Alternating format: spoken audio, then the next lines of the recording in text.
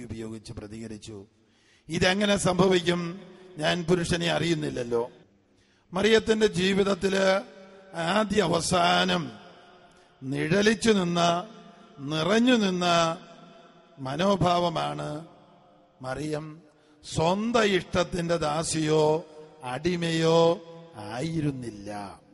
പിന്നെയോ പിതാവായ ദൈവത്തിന്റെ ഇഷ്ടത്തിന്റെ ദാസിയായിരുന്നു.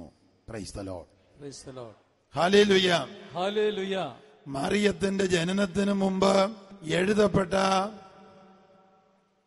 സങ്കീർത്തനത്തില്, സങ്കീർത്തനം 116 16 തിരുവചനത്തില് ഇപ്രകാരം നാം വായിക്കുന്നു: യേശു തമ്പുരാൻ പിതാവായ ദൈവത്തിന്റെ മുമ്പില് ഏറ്റുപറയുന്ന ഒരു പ്രാർത്ഥന. കർത്താവേ, ഞാൻ അങ്ങയുടെ ദാസനാണ്, അങ്ങയുടെ ദാസിയുടെ പുത്രനുമാണ്. Price the Lord. അപ്പോൾ യേശു ജനിക്കുന്നതിന് മുമ്പ്, മറിയം ജനിക്കുന്നതിന് മുമ്പ് എഴുതപ്പെട്ട സങ്കീർത്തനത്തില് ഈ വചനം രേഖപ്പെടുത്തിയിരിക്കുകയാണ്. മറിയം എന്നും ദൈവഹിതത്തിന്റെ ദാസിയായിരുന്നു. യേശുവും അങ്ങനെ തന്നെയായിരുന്നു. യെശയ്യാ പ്രവാചകന്റെ പുസ്തകത്തിൽ നാം വായിക്കുന്നു: ഇതാ ഞാൻ താങ്ങുന്ന എന്റെ ദാസൻ, ഞാൻ തിരഞ്ഞെടുത്ത എന്റെ പ്രീതിപാത്രം. യേശു പിതാവായ ദൈവത്തിന്റെ ഇഷ്ടത്തിന്റെ ദാസനായിരുന്നു. യേശുവിന്റെ അമ്മയായ മറിയവും പിതാവായ ദൈവത്തിന്റെ ഇഷ്ടത്തിന്റെ ദാസിയായിരുന്നു. ശിശുവായ യേശുവിനെയും കൊണ്ട് ജെറുസലം ദേവാലയത്തിൽ ചെല്ലുമ്പോൾ ദീർഘദർശിയായ ശിമയോനിലൂടെ ഈ പ്രവചനം നൽകപ്പെട്ടു. മറിയത്തോട് പറഞ്ഞു, നിന്റെ ചങ്കിലൊരു വാള് കിടക്കും. എന്തായിരുന്നു ആ വാള്? തന്റെ പ്രിയപുത്രൻ കുരിശിൽ തൂങ്ങി മരിക്കണമെന്നുള്ളത് തന്നെ.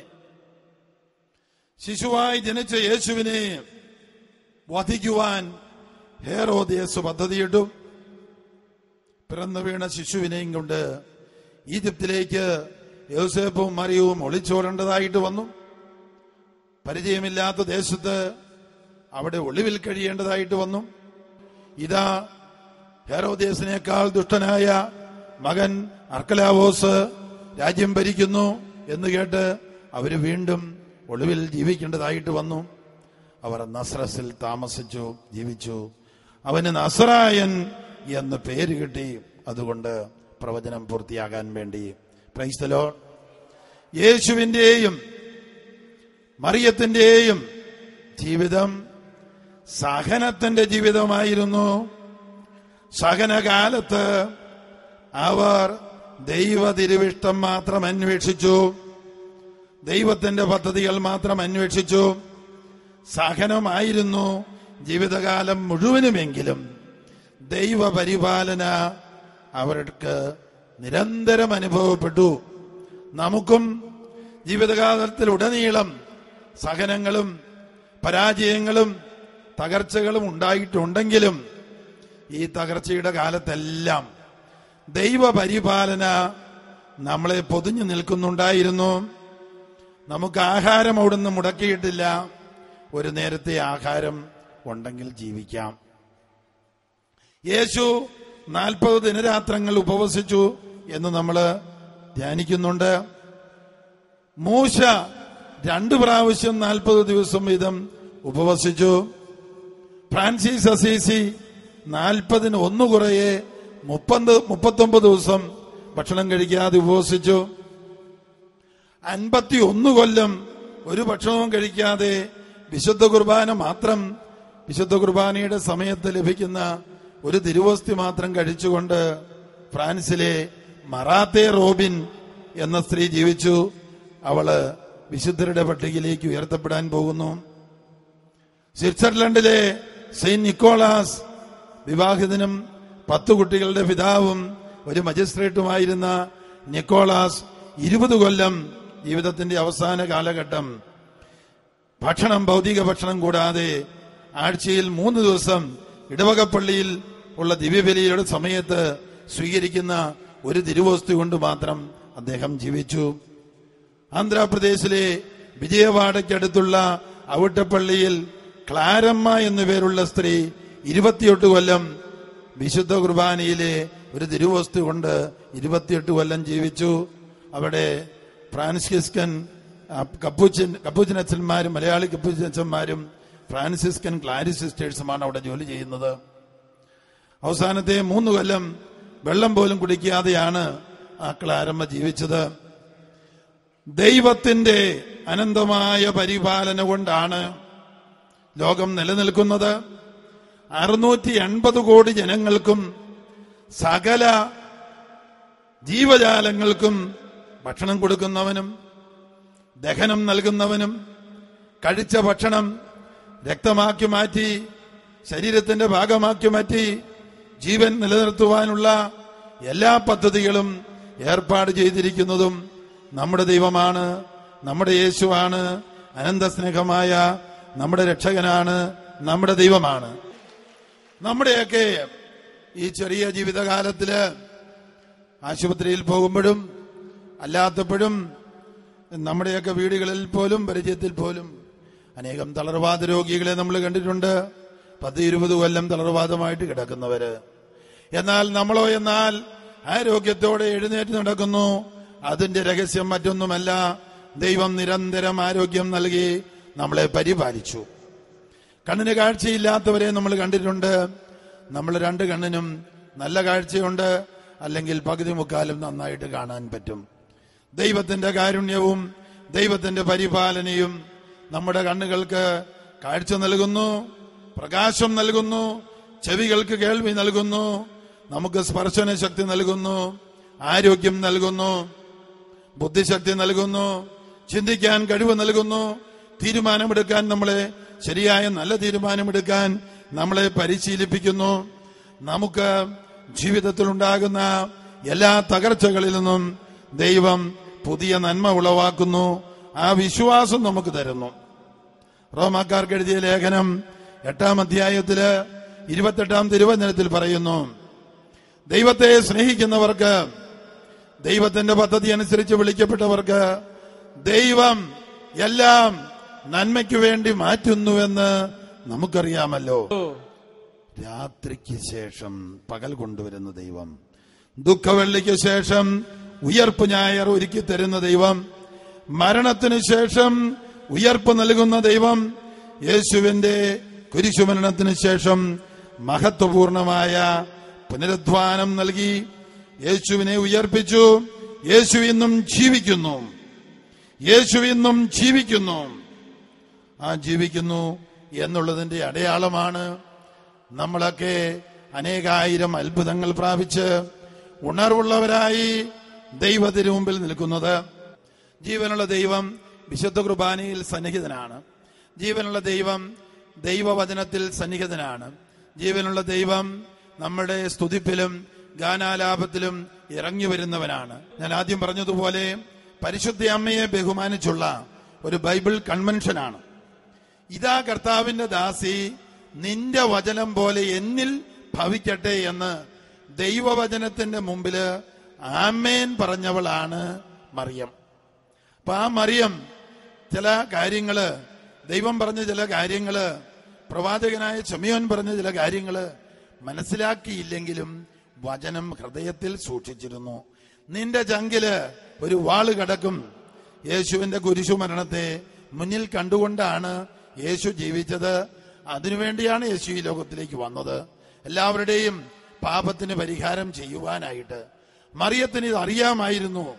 തന്റെ മകൻ കുരിശിൽ തൂക്കപ്പെട്ടു കൊല്ലും, പാപമില്ലാത്തവൻ എല്ലാ പാപികൾക്കും വേണ്ടി പാപപരിഹാര ബലിയായി മരിക്കും എന്ന് മറിയത്തിന് അറിയാമായിരുന്നു. ഒരിക്കൽ പോലും മറിയം പ്രാർത്ഥിച്ചില്ല പിതാവിനോട്, പിതാവേ, മകന്റെ കുരിശുമരണം ഒന്ന് മാറ്റിത്തരണമേ, ഒന്ന് ഒഴിവാക്കി തരണമേ. മറിയത്തിന് അറിയാമായിരുന്നു, ലോകരക്ഷയ്ക്ക്, എല്ലാ മനുഷ്യരുടെയും രക്ഷയ്ക്ക് ബലിയായി തീരുവാൻ, പാപപരിഹാരമായി തീരുവാൻ യേശു വന്നു. നമ്മുടെ ജീവിതത്തിലെ ഓരോ സഹനങ്ങൾക്കും പിന്നില് ഒരു ദൈവഹിതമുണ്ട്. നമ്മൾ ഉദ്ദേശിക്കുന്നത് പോലെ പല കാര്യങ്ങളും പോകുന്നില്ല. നമ്മൾ പ്രാർത്ഥിക്കുന്നത് പോലെ എല്ലാ കാര്യങ്ങളും നമ്മൾ പ്രാർത്ഥിക്കുന്ന സമയത്ത് നടക്കുന്നില്ല. എങ്കിൽ ഒരു കാര്യം സത്യമാണ്, നമ്മൾ പ്രാർത്ഥിക്കുന്നതിനേക്കാൾ മെച്ചമായിട്ട് നടക്കും എന്ന് വേദപുസ്തകം പറയുന്നു, വിശുദ്ധ ഗ്രന്ഥം പറയുന്നു. എഫേസുകാർക്ക് എഴുതിയ ലേഖനം 3:20, നാം ചിന്തിക്കുന്നതിലും ആഗ്രഹിക്കുന്നതിലും ചോദിക്കുന്നതിലും കൂടുതൽ കാര്യങ്ങൾ പിതാവായ ദൈവം യേശുക്രിസ്തുവിലും സഭയിലും നമുക്ക് നൽകും. യേശുക്രിസ്തുവിന്റെ യോഗ്യതയെ മുൻനിർത്തി യേശുവിന്റെ നാമത്തില് നമ്മൾ പ്രാർത്ഥിക്കുന്നതും അതിനേക്കാൾ കൂടുതലും ദൈവം തരും. എന്താണ് നമ്മൾ പ്രാർത്ഥിക്കുന്നതിനേക്കാൾ കൂടുതൽ തരുമെന്ന് പറഞ്ഞത്? പലപ്പോഴും പലരും പരിശുദ്ധാത്മാവ് നിറയാനും ദൈവസ്നേഹം നിറയാനും ദൈവത്തിന്റെ വെളിപ്പെടുത്തൽ കിട്ടാനും പ്രാർത്ഥിക്കാറില്ല. പലപ്പോഴും പാവപ്പെട്ട മനുഷ്യര് പ്രാർത്ഥിക്കുന്നത് ഇപ്പോഴത്തെ കുരിശൊന്ന് മാറ്റിത്തരണമേ. അതിനുവേണ്ടിയല്ല ദൈവം കുരിശ് തരുന്നത്. പിന്നെയോ ഈ സഹനത്തിലൂടെ പുതിയ വെളിച്ചം നൽകുവാൻ, പുതിയ വെളിപ്പെടുത്തൽ നൽകുവാൻ, പുതിയ ആത്മീയ അറിവ് നൽകുവാൻ, പുതിയ ഉൾക്കാഴ്ച നൽകുവാൻ, പുതിയ ദൈവിക ജ്ഞാനം നൽകുവാൻ, പുതിയ ആത്മീയ ഉയരങ്ങളിലേക്ക് നമ്മെ നയിക്കുവാൻ, അതിനുവേണ്ടിയാണ് ദൈവം സഹനങ്ങൾ അനുവദിക്കുന്നത്. ആകയാല് ഈ പോട്ട ആശ്രമത്തില് പോപ്പുലർ മിഷൻ സെന്ററില് ദൈവവചന ശുശ്രൂഷ ആരംഭിച്ചപ്പോൾ ദൈവം ഒരു പുതിയ പ്രാർത്ഥനാ ശൈലി നമ്മളെ പഠിപ്പിച്ചു. നിങ്ങളുടെ തകർച്ചകൾ മാറണേ എന്നല്ല പ്രാർത്ഥിക്കേണ്ടത്.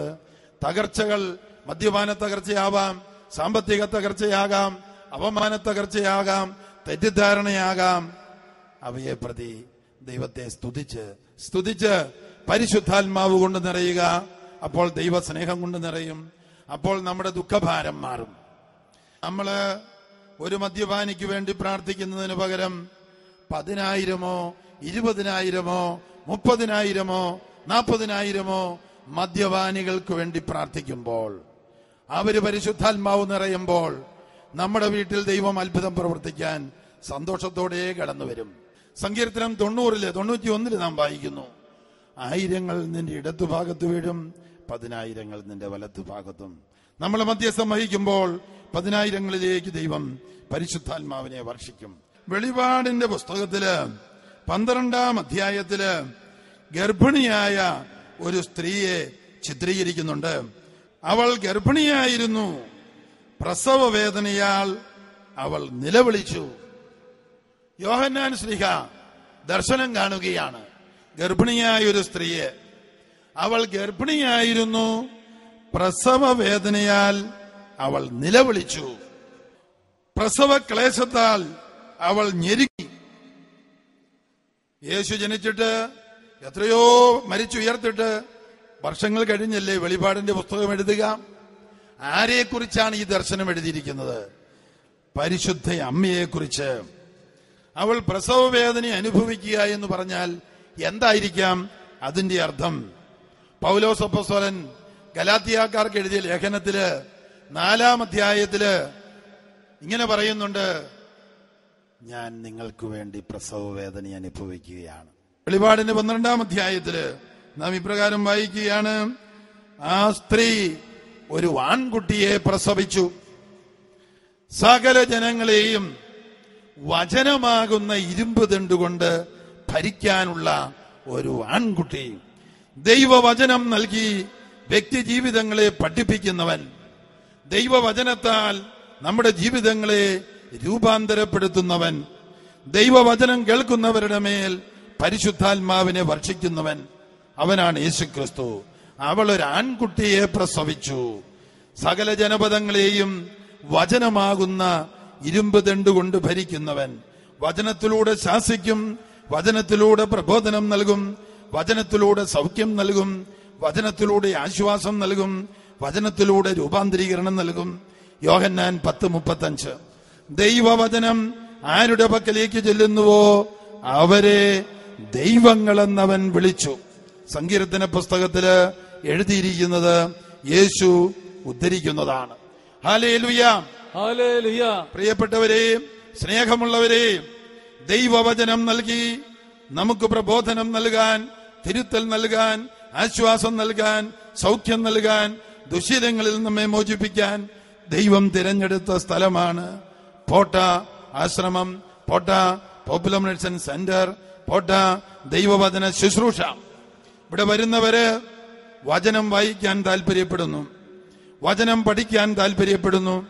24 മണിക്കൂറില് 10-1 സമയം ദൈവവചനത്തിനു വേണ്ടി മാറ്റിവെക്കുക. Praise the lord, hallelujah, hallelujah. 24 മണിക്കൂറിന്റെ 10-1 2.5 മണിക്കൂർ വരും. കാലത്തും വൈകുന്നേരവും അരമണിക്കൂർ സമയം വിശുദ്ധ ഗ്രന്ഥം വായിക്കുവാൻ മാറ്റിവെക്കുക. നല്ല വചനങ്ങൾ അടയാളപ്പെടുത്തുക, പിന്നീട് ഇത് കുറിച്ചെടുക്കുക. നിങ്ങളില് അനേകം പേര് വിശുദ്ധ ഗ്രന്ഥം വായിച്ച് നല്ല ബൈബിൾ വചനങ്ങൾ അടയാളപ്പെടുത്തിയിട്ടുണ്ടാവും. ഇനി ഞാൻ അടുത്ത വാചകം പറയുമ്പോൾ നിങ്ങൾക്ക് ലജ്ജ തോന്നരുത്. ഈ ദൈവവചനം നമ്മൾ അടയാളപ്പെടുത്തിയത് തളർവാദ രോഗികളുടെ ഫൂട്ട് പോലെ അവിടെ കിടക്കുകയായിരിക്കാം. ചിലപ്പോൾ നമ്മൾ എന്ത് ചെയ്യണം? അങ്ങനെയുള്ള വചനങ്ങൾ ഒന്നുകൂടെ വായിച്ചിട്ട് ഡയറിയിലേക്കോ നോട്ട്ബുക്കിലേക്കോ കുറിച്ചെടുക്കണം. വലിയ പാരഗ്രാഫല്ല, അർത്ഥപൂർണമായ 1-2 വചനങ്ങൾ, ഒരു പേജില് 2-3 വചനങ്ങൾ എഴുതി വെച്ചാലും മതി. അങ്ങനെ തിരഞ്ഞെടുത്ത വചനങ്ങള് നമ്മൾ ഏറ്റുപറയുമ്പോൾ അവിടെ ദൈവം ഇറങ്ങി വരും, പരിശുദ്ധാത്മാവ് വരും, അത്ഭുതങ്ങൾ അരങ്ങേറും, രോഗശാന്തികൾ ഉണ്ടാകും, ദുഃഖം മാറും, നിരാശ മാറും. നമ്മൾ വചനം ഏറ്റുപറഞ്ഞ് ഈ വചനത്തിന്റെ ശക്തിയാൽ 1000-ങ്ങളെയും 10,000-ങ്ങളെയും അനുഗ്രഹിക്കണമേ എന്ന് പറയുമ്പോൾ അത് വലിയ പ്രേക്ഷിത മധ്യസ്ഥ പ്രാർത്ഥനയാകും. അനേകായിരങ്ങൾക്ക് രോഗശാന്തി കൊടുക്കാൻ ആ വചനങ്ങൾ നമ്മുടെ നാവിലൂടെ ഉച്ചരിക്കുമ്പോൾ, മധ്യസ്ഥം വഹിക്കുമ്പോൾ ദൈവം നമ്മളെ ഉപകരണമാക്കും. ദൈവവചനത്തിന് എന്തുമാത്രം ശക്തിയുണ്ട്! 1000 പൊൻ വെള്ളി നാണയങ്ങളെക്കാൾ ശക്തിയുണ്ട്, വിലയുണ്ടെന്ന് 119-ാം സങ്കീർത്തനം പറയുന്നു. ദൈവവചനത്തിന് ദൈവതുല്യമായ ശക്തിയുണ്ടെന്ന് നമുക്കറിയാം. ആദിയിൽ വചനമുണ്ടായിരുന്നു, വചനം ദൈവത്തോടു കൂടിയായിരുന്നു, വചനം ദൈവമായിരുന്നു. ദൈവതുല്യം ശക്തിയുള്ള വചനം.